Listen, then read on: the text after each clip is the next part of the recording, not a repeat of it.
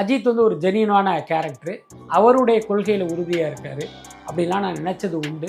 ஆனால் இப்போ நடக்கிற சம்பவங்களையெல்லாம் பார்க்கும்போது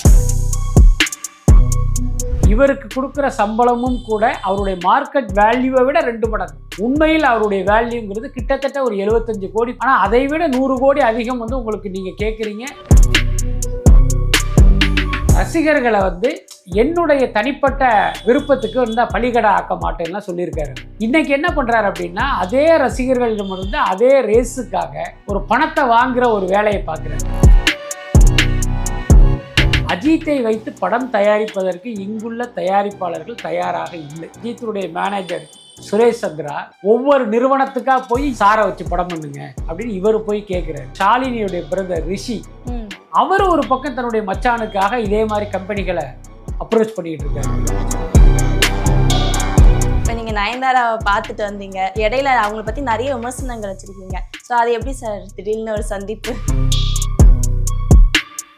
நேற்று என்ன நடந்தது அப்படின்னா, துபாய் ஏர்போர்ட்டில் நம்ம ஃப்ளைட்டுக்காக காத்திருந்த அதே இடத்துக்கு நயன்தாரா வர்றாங்க. அவங்களும் அதே விமானத்தில் தான் சென்னைக்கு வர்றாங்க. திடீர்னு பார்த்துட்டு அவங்க இருக்கும்போது நான் வந்திருந்தா நான் நிச்சயமாக பேசியிருக்க மாட்டேன். இவங்க தானே நம்மளை 3 குரங்குன்னு சொன்னாங்கன்னு நான் மூஞ்சை தூக்கி வச்சுட்டு போயிருப்பேன். ஆனால் நயன்தாரா எங்களை பார்த்துட்டு பார்க்காத மாதிரி கடந்து போகாமல், பராசக்தி படத்தை பொறுத்த வரைக்கும் இந்த சமூகத்துக்கு தேவையான ஒரு படம். இந்த படத்தை இன்னும் டெப்த்தாக சொல்லியிருக்கலாம். முழுக்க முழுக்க பார்த்தீங்கன்னா இந்த ஹிந்தி எதிர்ப்பு போராட்ட காலத்தில் என்ன நடந்தது அப்படிங்கிறத உண்மைக்கு இன்னும் நெருக்கமாக போயிருந்தாங்க அப்படின்னா, அது வணிக ரீதியில் பெரிய வெற்றி அடையலைனால ஒரு வரலாற்று ஆவணமாக நிலச்சி நின்று இருக்கும். அந்த வாய்ப்பை வந்து சுதா கங்காரா மிஸ் பண்ணிட்டாங்க.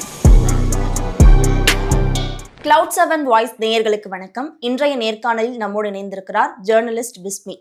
வணக்கம் சார். வணக்கம். இப்போ நீங்கள் நயன்தாராவை பார்த்துட்டு வந்தீங்க, இடையில அவங்கள பற்றி நிறைய விமர்சனங்கள் வச்சுருக்கீங்க. ஸோ அது எப்படி சார் திடீர்னு ஒரு சந்திப்பு? அதாவது ஒரு பத்திரிகையாளராக தினமும் நம்ம வந்து வலைப்பேச்சில் வந்து ஒரு வீடியோ போடுறோம். அதில் பார்த்தீங்கன்னா ஒரு 6, 7, 8 நியூஸ்களை நம்ம சொல்கிறோம். அது மாதிரி நயன்தாரா குறித்து நிறைய செய்திகள் நம்ம வந்து சொல்லியிருக்கோம். அதில் பல செய்திகள் பார்த்திங்கன்னா நெகட்டிவ் செய்திகள் தான். அப்போ நீங்கள் தொடர்ந்து ஒரு நெகட்டிவ் செய்திகள் நம்ம பற்றி சொல்லும்போது நமக்கு அவங்க மீது ஒரு கோபம் வரும். ஸோ அப்படித்தான் எங்கள் மீது நயன்தாராவுக்கு வந்த கோபமும், அதை அவங்க உள்ளுக்குள்ளே வச்சுருந்தாலும் ஒரு கட்டத்தில் அவங்களுக்கு வாய்ப்பு கிடைக்கும் போது, இப்போ உதாரணத்துக்கு அந்த ஆங்கில ஊடகத்துக்கு அவர் அளித்த நேர்காணல், அது வந்து அவங்களுக்கான ஒரு நல்ல சந்தர்ப்பம் தான். அந்த சந்தர்ப்பத்தில் எங்கள் குறித்து வந்து ஒரு கருத்து சொல்கிறாங்க. 3 குரங்குகள் அப்படின்னு ஒரு கருத்து சொல்கிறாங்க. அது நமக்கு வந்து ஒரு கோபத்தை கொடுத்து அதற்கு நாம் எதிர்வினை ஆற்றணும். இதெல்லாம் கடந்த காலத்தில் நடந்த விஷயம். நேற்று என்ன நடந்தது அப்படின்னா, துபாய் ஏர்போர்ட்டில் நம்ம ஃப்ளைட்டுக்காக காத்திருந்த அதே இடத்துக்கு நயன்தாரா வர்றாங்க. அவங்களும் அதே விமானத்தில் தான் சென்னைக்கு வர்றாங்க. திடீர்னு பார்த்துட்டு சர்ப்ரைஸ் ஆகி எங்கே இந்த பக்கம் அப்படின்னு கேட்டு அப்படியே ஒரு சின்ன உரையாடல் நடந்தது. அவ்வளவுதான். இன்னொன்று அவங்களுடைய குழந்தைகள், ரொம்ப ஒரு க்யூட்டான 2 குழந்தைகள், அதுவும் அந்த தமிழில் பேசின அந்த விஷயம், அப்புறம் பிள்ளைங்களுக்கு நாங்கள் தமிழ் சொல்லி கொடுத்து தான் வளர்க்குறோன்னு நயன்தாரா சொன்ன அந்த விஷயம், இதெல்லாம் பார்த்திங்கன்னா நமக்கு ரொம்ப மகிழ்ச்சியை கொடுத்து அவங்களோட கொஞ்சம் நேரம் பேசிகிட்டு இருந்தோம். இன்னொரு பக்கம் விக்னேஸ்வரன்கிட்ட அந்த எல்ஐகே படம் குறித்து கொஞ்சம் நேரம் பேசினோம். இதுதான் நடந்தது. இதில் இப்போ பேசிக்கான விஷயம் என்ன அப்படின்னா, நம்ம பற்றி இவ்வளோ நெகட்டிவ் நியூஸ் சொன்னவனுங்க இவனுங்க தான் அப்படின்ட்டு நயன்தாரா எங்களை பார்த்துட்டு பார்க்காத மாதிரி கடந்து போகாமல் அந்த நட்பான ஒரு சிரிப்போடு வந்து நம்மளோட வந்து பேசுனதுங்கிறது அது உண்மையிலே ஒரு பாசிட்டிவான விஷயந்தான். ரொம்ப வெளிப்படையாக சொல்லணும்னா, அவங்க இருக்கும்போது நான் வந்திருந்தால் நான் நிச்சயமாக பேசியிருக்க மாட்டேன். இவங்க தானே நம்மளை 3 குரங்குன்னு சொன்னாங்கன்னு நான் மூஞ்சை தூக்கி வச்சுட்டு போயிருப்பேன்.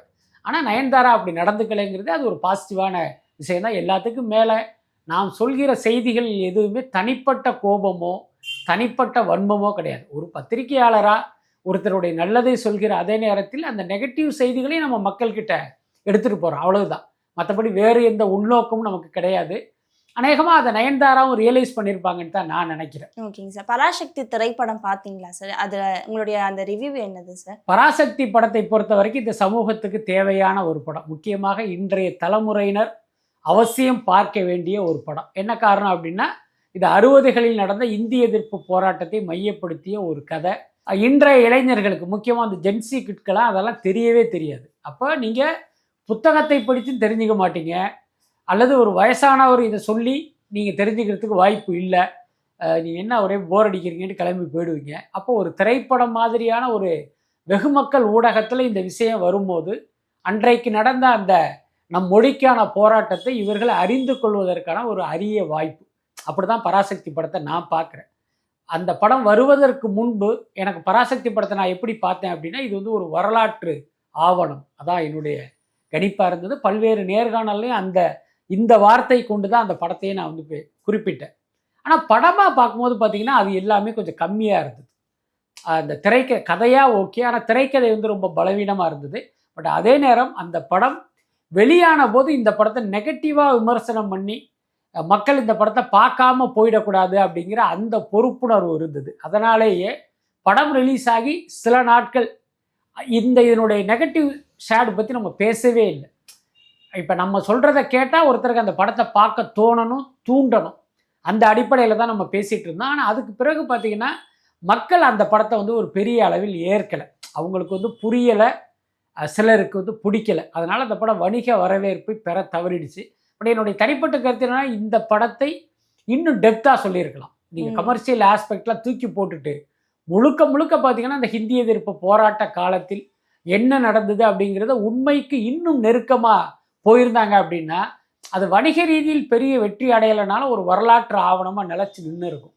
அந்த வாய்ப்பை வந்து சுதா கங்காரா மிஸ் பண்ணிட்டாங்கன்னு நினைக்கிறேன். ஓகேங்க சார். இப்போ நடிகர் அஜித்குமார் வந்து விளம்பரங்கள்ல நடித்த ஒரு காட்சிகள்லாம் வெளியாச்சு. அவர் நடிக்கிற காலகட்டத்தில் எந்த ஒரு விளம்பரங்களையும் நடிக்க மாட்டேன்னு ஒரு கொள்கையோடு இருந்தவர் இப்போ தன்னுடைய ஒரு கம்பெனிக்காக ஒரு விளம்பரத்தில் நடிக்கிறாரு அப்படின்ற ஒரு விமர்சனம் அவர் மேலே வைக்கப்பட்டிருக்கு. அதை நீங்கள் எப்படி பார்க்குறீங்க? அதான் அஜித் வந்து ஒரு காலத்தில் பார்த்தீங்கன்னா ஒரு ஜெனியூனான மனிதராக தோற்றம் அளித்தார்.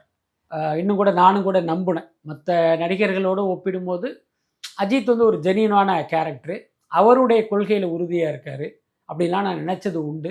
ஆனால் இப்போ நடக்கிற சம்பவங்களையெல்லாம் பார்க்கும்போது அஜித் வந்து ஒரு முரண்பாடுகளின் மொத்த உருவமாக இருக்காரோ அப்படின்னு எனக்கு தோணுது. இப்போ உதாரணத்துக்கு அவரை வச்சு தயாரிப்பாளர்கள் பல கோடி செலவு பண்ணி படம் எடுக்கிறாங்க. இவருக்கு கொடுக்குற சம்பளமும் கூட அவருடைய மார்க்கெட் வேல்யூவை விட 2 மடங்கு. இப்போ அஜித் வந்து ஒரு படத்தில் இப்போ பாருங்கள் 185 கோடி ரூபா சம்பளம் கேட்குறாரு. உண்மையில் அவருடைய வேல்யூங்கிறது கிட்டத்தட்ட ஒரு 75 கோடி கொடுத்தாதான் அஜித்தை வைத்து படம் எடுக்கிற தயாரிப்பாளர் பிரேக் ஈவன் ஆக முடியும். லாபங்கிறது 2வது கதை. அப்போ அந்த 75 கோடிங்கிறதே நியாயமான சம்பளம் இல்லை. ஆனால் அதை விட 100 கோடி அதிகம் வந்து உங்களுக்கு நீங்கள் கேட்குறீங்க, அதை கொடுப்பதற்கும் ஆட்கள் தயாராக இருக்காங்கும் போது அந்த தயாரிப்பாளர் லாபம் அடைவதற்கு அல்லது அவர் நஷ்டப்படாமல் இருப்பதற்கு அந்த படத்தினுடைய ப்ரொமோஷனுக்கு நீங்கள் போகணும். ஆனால் நீங்கள் என்ன பண்ணுறீங்க, நான் ப்ரொமோஷனுக்கே வரமாட்டேன் அப்படின்னு நீங்கள் ஒதுங்கி நிற்கிறீங்க. அப்போ இதே கொள்கையை இதே தீவிரத்தை உங்களுடைய ரேஸ்லையும் நீங்கள் காட்டணும். ஆனால் அங்கே என்ன பண்ணுறீங்க, ஊர் பேர் தெரியாத ஊடகங்களுக்கெல்லாம் பேட்டி கொடுத்து அங்கே வந்து நீங்கள் அட்டென்ஷன் கிரியேட் பண்ணுறீங்க. அப்போ உங்களுக்கு அங்கே வந்து ஊடக வெளிச்சம் தேவையாக இருக்குது. அப்போ சினிமாவுக்கு ஒரு நியாயம், கார் ரேஸுக்கு ஒரு நியாயமான ஒரு கேள்வி இருக்குது. அதுக்கடுத்து அஜித் ஆரம்பத்தில் என்ன சொன்னார் அப்படின்னா, ரசிகர்களை வந்து என்னுடைய தனிப்பட்ட விருப்பத்துக்கு இருந்தால் பலியாக்க மாட்டேன், பலிகடை ஆக்க மாட்டேன்லாம் சொல்லியிருக்காரு அவர். இன்றைக்கி என்ன பண்ணுறாரு அப்படின்னா, அதே ரசிகர்களிடமிருந்து அதே ரேஸுக்காக ஒரு பணத்தை வாங்குகிற ஒரு வேலையை பார்க்குறாரு. இப்போ துபாயில் வந்து அவர் ரேஸ் கலந்துக்கிறாரு. துபாய் ஆட்டோட்ரம்னு ஒரு இடம் இருக்குது. அந்த இடத்துல பார்த்தீங்கன்னா ஒரு நிகழ்ச்சி மாதிரி ஒன்று பண்ணுறாங்க. அந்த போஸ்டர்லாம் கூட நம்ம துபாய் போகும்போது நம்ம பார்வைக்கு வந்தது. இப்போ அஜித் கார் ரேஸ் ஓட்டுறாருல, அந்த காரு அது பக்கத்தில் நீங்கள் உட்காந்து இவர் கூட ஒரு ரவுண்ட் அடிச்சுட்டு வரலாம். அதுக்கு வந்து 3500 திர்ஹம் வந்து கட்டணும். நம்ம ஊர் காசுக்கு கிட்டத்தட்ட 85,000 90,000. யோசிச்சு பாருங்க. இப்போ அஜித் கூட ஃபோட்டோ எடுக்கணும்னு பல பேர் துடிக்கிறாங்க, பல வெறியர்கள் இருக்கிறதெல்லாம் பார்க்குறோம். அப்போ அவனுடைய பலவீனத்தை பயன்படுத்தி நீங்கள் காசு வாங்குறீங்க அவங்ககிட்டேருந்து. அப்போ இது விமர்சனத்துக்குரியதா இல்லையா? எல்லாத்துக்கும் மேலே என் ரசிகர்களை என்னுடைய சுயநலத்துக்கு பயன்படுத்த மாட்டேன்லாம் சொல்லிட்டு இன்றைக்கி யாருடைய சுயநலத்துக்காக அந்த காசை வாங்குறீங்க அப்படின்னு ஒரு கேள்வி இருக்குல்ல. அதனால் அஜித் பார்த்தீங்கன்னா தன்னுடைய கொள்கையிலிருந்து வெகு தூரம் விலகி போயிட்டார். இன்னொரு பக்கம் அந்த கேம்பா ஆடு, ஒரு குளிர்பான விளம்பரத்தில் அஜித் நடிக்கிறார் அப்படின்னா இதை கடந்து போயிட முடியாது. என்னன்னா இன்றைக்கு மக்களுடைய ஆரோக்கியத்துக்கு மிகப்பெரிய கேடாக இருப்பது குளிர்பானங்கள் தான். அதில் கலக்கப்படுகிற அந்த பூச்சிக்கொல்லியினுடைய அளவு அது பார்த்திங்கன்னா எல்லா நாடுகளிலும் அந்த விதிமுறைப்படி அந்த பூச்சிக்கொல்லிகள் கலக்கப்படுதா அப்படிங்கிறதுக்கு எந்த உத்தரவாதமும் இல்லை. இப்போ இந்தியா போன்ற இலங்கை போன்ற நாடுகள்ல எல்லாம் இதையெல்லாம் பெரிய அளவில் மானிட்டர் பண்ணுவாங்களானே நமக்கு தெரியாது. அப்போ நீங்கள் வந்து இப்படி ஒரு குளிர்பானத்தில் விளம்பரத்தில் நடித்து அதை பார்த்துட்டு மக்கள் பெருமளவில் அதை வாங்க ஆரம்பித்து அதுக்குள்ளார இப்படி ஒரு விஷயம் இருந்தால் மக்களுடைய உயிருக்கு என்ன உத்தரவாதம்?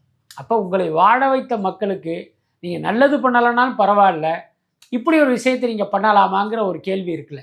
இதெல்லாமே அஜித் தன்னுடைய சுயநலத்துக்காக செய்து கொண்ட சமரசமாக தான் நான் பார்க்குறேன். இதுக்கப்புறமா அவர் மறுபடியும் நடிக்கிறதுக்கு வருவாரா சார்? அது அஜித்துடைய இப்போதைய நோக்கம் என்ன அப்படின்னா, அவருடைய அந்த race company Ajith Kumar racing கம்பெனிக்கு வந்து ஃபண்ட்ஸ் தேவைப்படுது. அதுக்காக தான் இப்போ கேம்பை ஆடு பண்ணது, என்ன பல விஷயங்கள் பண்ணிக்கிட்டு இருக்காரு. அந்த பணம் போதுமானதாக இல்லைன்னு நினைத்தா மீண்டும் வந்து படத்துக்கு வருவார். ஆனால் இப்போ உள்ள உண்மையான நிலவரம் என்னன்னா, அஜித்தை வைத்து படம் தயாரிப்பதற்கு இங்குள்ள தயாரிப்பாளர்கள் தயாராக இல்லை. அஜித் வந்து எவ்வளோ பெரிய நடிகர், நியாயமாக என்ன நடக்கணும் அப்படின்னா, அவர் வீட்டு முன்னால் தயாரிப்பாளர்கள் கியூவில் நிற்கணும். எனக்கு டேட் கொடுங்க, அடுத்த படம் நான் தயாரிக்கிறேன்னு போய் நிற்கணும். ஆனால் இங்கே என்ன நடக்குதுன்னா, அஜித்துடைய மேனேஜர் சுரேஷ் சந்திரா ஒவ்வொரு நிறுவனத்துக்காக போய் இவர் ஆஃபர் கொடுக்குறாரு. சாரை வச்சு படம் பண்ணுங்க, இவ்வளோ ரூபா தர்றேன், இவ்வளோ ரூபா சம்பளம் கொடுங்க அப்படின்னு இவர் போய் கேட்குறாரு. இதில் இன்னொரு விஷயம் என்னன்னா, இவருடைய மைத்துனர் ஷாலினியுடைய பிரதர் ரிஷி, அவர் ஒரு பக்கம் தன்னுடைய மச்சானுக்காக இதே மாதிரி கம்பெனிகளை அப்ரோச் பண்ணிக்கிட்டு இருக்காரு. எனக்கு தெரிந்த ஒரு கம்பெனியில் போய் 250 கோடி ரூபா கொடுங்க, நாங்கள் அடுத்த படத்தை எடுத்து கொடுத்துட்றோன்னு ரிஷி கேட்டிருக்காரு. அதுக்கு அந்த தயாரிப்பாளர் ஒரு கண்டிஷன் போட்டார். அதுக்கு இவங்க உடன்படலை. அதனால் அந்த ப்ராஜெக்ட் வந்து மூவ் ஆகலை. ஸோ இப்படி ஒரு நிலைமை அஜித்துக்கு ஏற்பட்டதற்கு காரணம் என்னென்னா, அவர் கேட்குற சம்பளத்துக்கு ஒரு படம் எடுத்தால் நிச்சயமாக நஷ்டம் வருங்கிற உண்மை தயாரிப்பாளர்களுக்கு புரிந்தது தான். பல்வேறு தகவல்களை பகிர்ந்து கொண்டதுக்கு நன்றி சார். நன்றி.